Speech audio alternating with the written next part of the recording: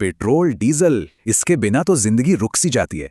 चलिए समझते हैं कि ये बनता कैसे है और इतना महंगा क्यों है। पेट्रोल डीजल की कीमतें तो बस बढ़ती ही जा रही हैं, पर सवाल यह है कि आखिर ऐसा क्यों हो रहा है। सोचिए, 1990 में पेट्रोल था सिर्फ 10 रुपए का और आज 100 के पार। इसका असर हमारी जेब पर सीधा पड़ता है। सब्जियों के ट्रक से लेकर हमारी गाड़ी तक सब कुछ इसी ईंधन पर तो चलता है। इसके बिना सब ठप है। इस तेल की कहानी आज की नहीं बल्कि लाखों साल पुरानी है। तब तो इंसान भी नहीं थे। लाखों साल तक मरे हुए समुद्री जीव और पौधे चट्टानों के नीचे दबे रहे और बन गया कच्चा तेल। अब इस खजाने को धरती के अंदर से निकालना कोई बच्चों का खेल नहीं, बहुत मुश्किल और महंगा काम है ये। और हाँ, जमीन से सीधा पेट्रोल नहीं निकलता, निकलता है एक गाढ़ा काला लिक्विड जिसे कहते हैं कच्चा तेल।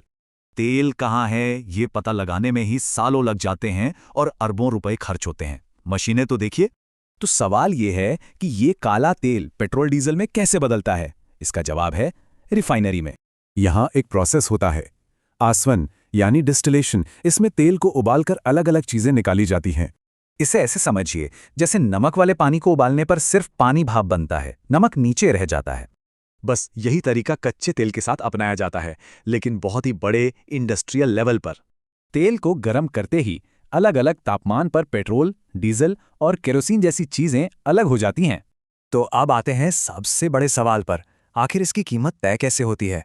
देखिए, तेल निकालने, रिफाइन करने का खर्चा, फिर सरकार के टैक्स, ये सब जुड़कर कीमत को बढ़ा देते हैं। जिन देशों के पास अपना तेल है वहां ये सस्ता है, पर भारत इसे बाहर से खरीदता है, इसलिए महंगा पड़ता है। अब सवाल ये उठता है कि आगे क्या होगा, हम कब तक इस पर निर्भर रह सकते हैं। सबसे बड़ी बात, पेट्रोल और डीजल जमीन से निकलते हैं और ये हमेशा के लिए नहीं है, ये सीमित हैं। जिस रफ्तार से हम इसे इस्तेमाल कर रहे हैं, शायद अगले 40 सालों में ये खत्म भी हो जाए।